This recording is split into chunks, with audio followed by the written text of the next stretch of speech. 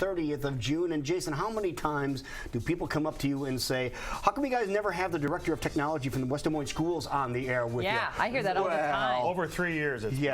But we're going to correct that right now. Brian Abeling is joining us now, and we're loving local. We are absolutely loving local, and you have done something that is really gaining some attention. And as we were just talking, it's almost like it's second wind. It definitely is a second wind. This short video it was launched last August, or in the first week of August, and got some attention last year, and that lasted about a week or so. It was fun. It was done as a project so I could teach myself how to do time-lapse photography. It was neat that it got some attention, but last week got its second wind out of nowhere. Facebook just kind of revived it and brought it back to life. Now, you're talking about a video that you created how long ago?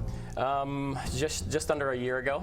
And it was all last summer that it took me to make it, and then it launched actually about the first week of August last year. Now, why did you want to learn about time-lapse photography?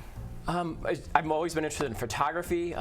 Just got interested in time-lapse, probably a couple reasons. Actually, Rodney White, great photographer, Des Moines Register. Oh, okay, yeah, sure, okay, we know Rodney. Yeah, so we were, I shoot a lot of things for West Des Moines schools as well. A few years ago, you remember there was a old dairy barn, Maple Knoll barn on Valley High School land. Oh, yeah. And they moved it. And so, like everybody else in the area, I show up, I take pictures that night, and of course the next day Rodney has this incredible time-lapse. The time-lapse is like the perfect medium for describing what happened that night. The slow-moving barn moving down the street, and I saw that, and it's like, I gotta learn how to do that. Of course, I put it aside for a couple of years, and then last summer, finally just took a bunch of little adventures with my kids and my nephews and nieces, and said, hey, let's go visit all these awesome downtown locations, because downtown Des Moines is just absolutely beautiful, and it's just done so much in the last 10 years. And so we just took all these little excursions downtown. I would bring cameras. We would sit, film some stuff. So as you watch it, you'll see kids running around doing things, or my daughter playing the piano, my kids playing in front of the HubSpot. It's mostly my kids. So this video we're watching right now, it's literally stills. Yeah, it's all entirely stills. It's 9,000 individual still photos. 9,000? Yeah, put together. And now, why would you do that as opposed to just going down and shooting some video? You have a lot more flexibility and options for doing stills and then putting the stills inside of there. Now, you've managed in between shots to very smoothly pan, and in some cases zoom, and in some cases at the same time. How do you achieve that? I'm doing that in a program called Adobe After Effects. So I'm all doing it in post-production, basically. Because you can buy these sliders and rails and more expensive gear, but I don't own that. What I have is pretty elementary. In fact, This is what this is one of them. In fact, a second ago you showed a picture of the moon going up over the Capitol. It's done with this point-and-shoot camera. This one here. Yeah, you put this on a tripod. That's Are you serious?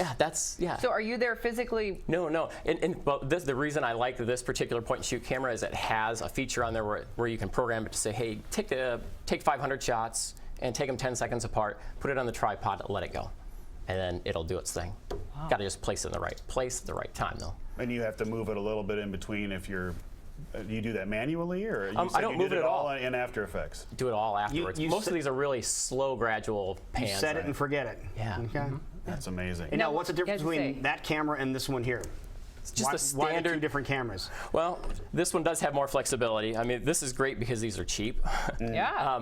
So there's nothing wrong with trying that, but the quality is not quite as good. The quality comes off better out of these. This still isn't a professional level camera. This is your prosumer, they call it, camera. You can find it Best Buy, Walmart, wherever. But those are my two options.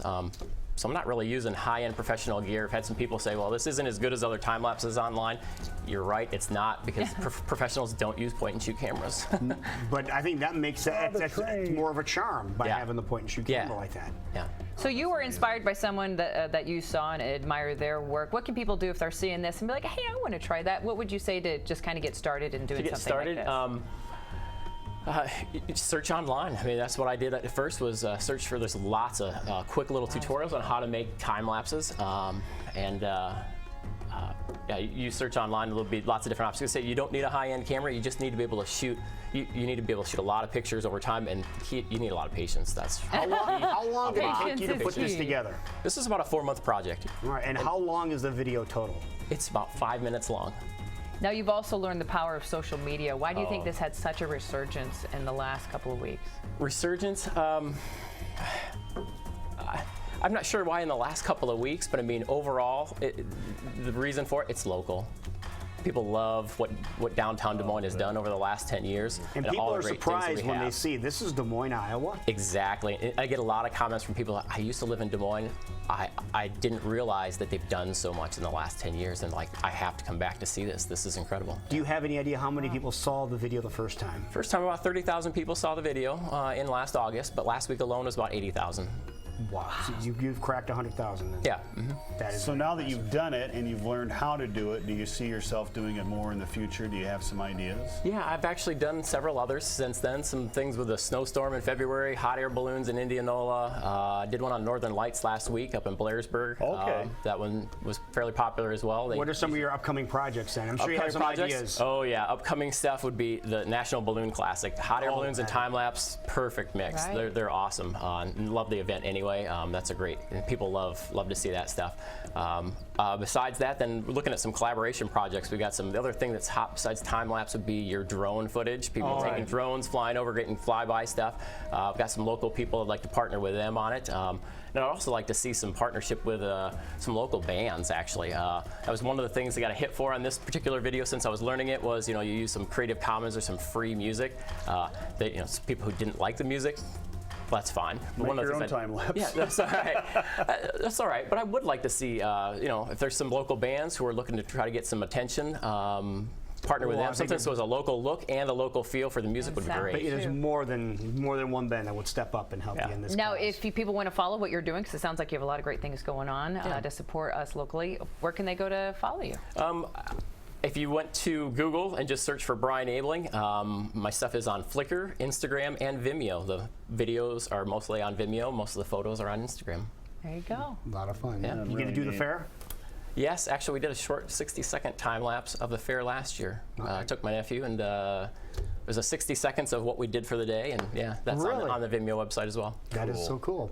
Well, wonderful. Great job, man. Yeah, That was thanks. really cool. And again, if you want to find it again, the easiest way for someone to find it, just Google it. Yeah, actually, you Google Brian Abeling, and all of that stuff pops up as the first unique enough name that you hit all the Flickr, Instagram, Vimeo, all of those are there. Perfect. Wonderful. Wonderful. Thanks for coming over. Yeah, thanks. Thank you very much.